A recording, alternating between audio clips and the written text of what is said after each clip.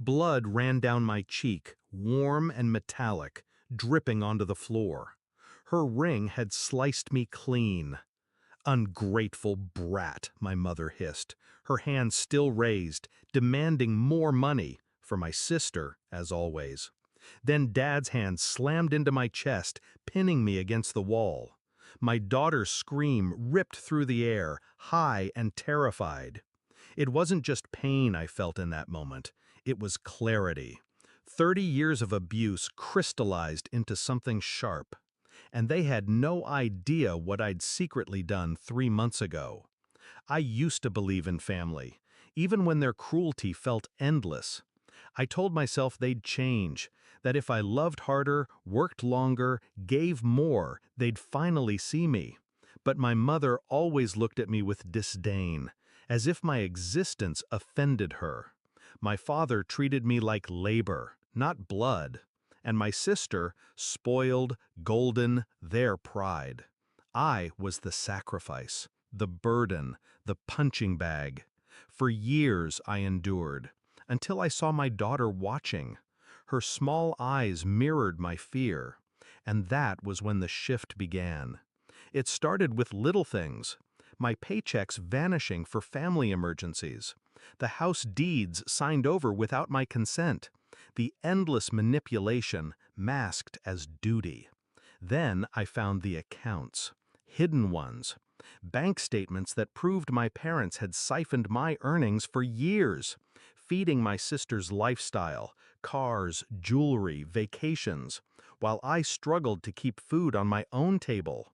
Rage would have been easy, but rage is noisy. Revenge requires silence. So 3 months ago, I took my silence to the bank. I opened accounts in my daughter's name.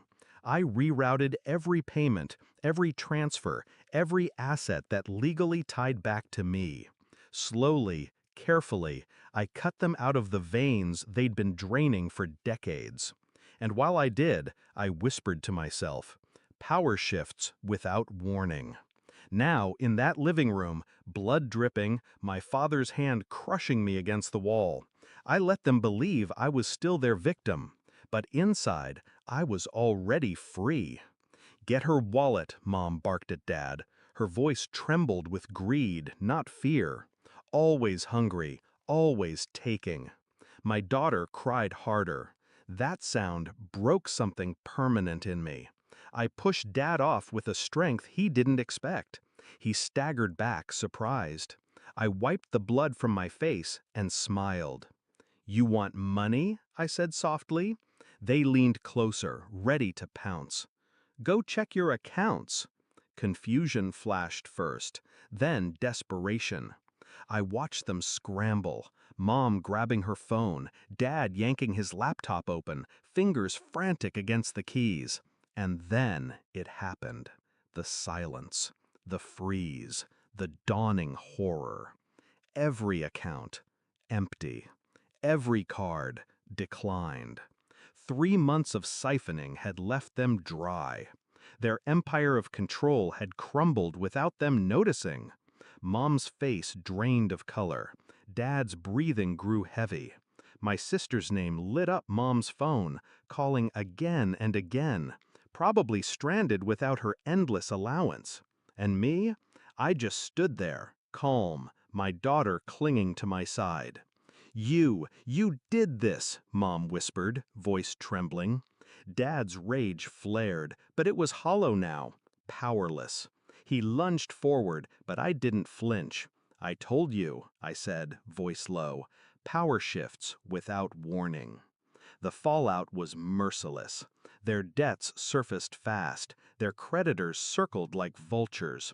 The house seized, the cars repossessed. The perfect family reputation they flaunted shattered the moment whispers of fraud reached the community. I didn't need to raise a hand.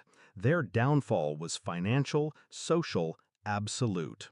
And I orchestrated it in silence. The confrontation wasn't the end. It was only the opening act.